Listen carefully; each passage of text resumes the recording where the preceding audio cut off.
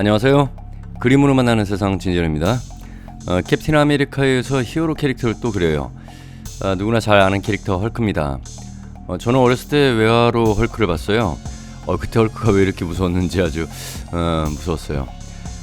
한 몸에 두 개의 인격이 공존하는 만큼 이제 헐크일 때랑 브루스 배너일 때의 성격이 판이하게 다릅니다. 배너의 기본 성격은 신사적이고 점잖은 편인데 그에 반해 헐크는 이제 파괴와 분노의 상징이에요. 헐크는 영화나 이제 만화 속 캐릭터고 실제로는 이제 이중인격으로 봐야겠죠. 이중인격은 이제 개인이 두 가지 또는 이제 그 이상의 인격을 가지고 있는 걸 교대로 나타나는 상태라고 합니다.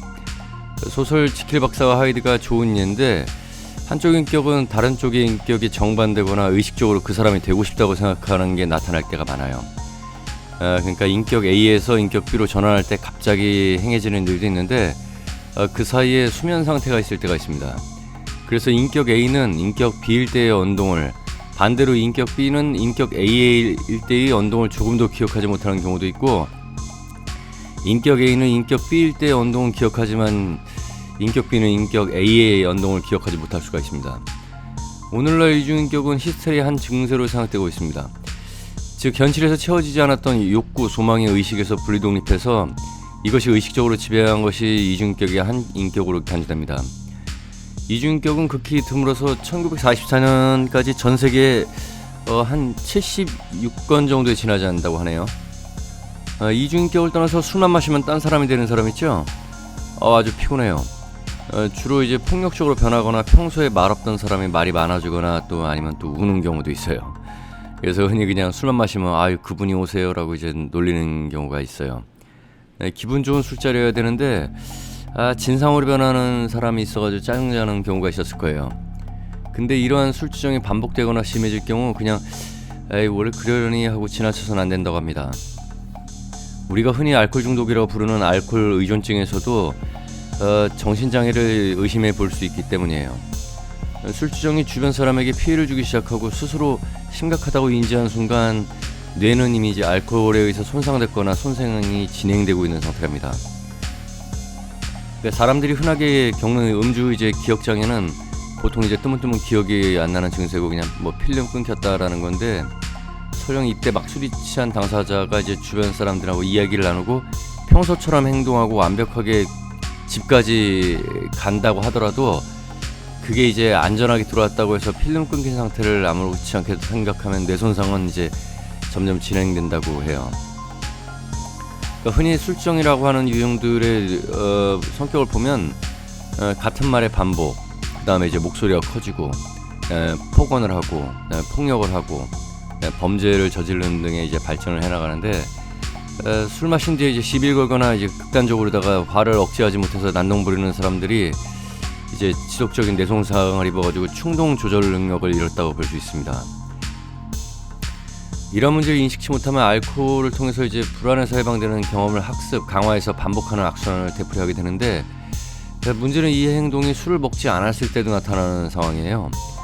과거에 비해서 이제 참을성이 없어지고 분노를 조절하지 못하고 인격장애가 오거나 우울증에 시달리게 되는 거라고 합니다. 이런 사람들 대부분은 야 내가 알코올 중독이면 대한민국 사람 알코올 중독 아닌 사람 없다라고 자기 합리화를 말합니다. 알코올은 판단력이나 사고력을 잃게 해서 환자 본인이 내 탓이 아닌 남 탓을 하게 되는데, 또 술을 많이 마시고도 적게 마셨다고 속이는 이제 최소의 방어 기전 나타나다가 또 아예 마시지 않았다고 이제 부정하기도 해요. 이게 모두 뇌 기능의 장애로 이제 판단력을 잃어서 일반적이지 않은 심리에서 나오는 방어 기전으로다가 환자들이 알코올 의존에서 치료를 강하게 거부하게 만듭니다.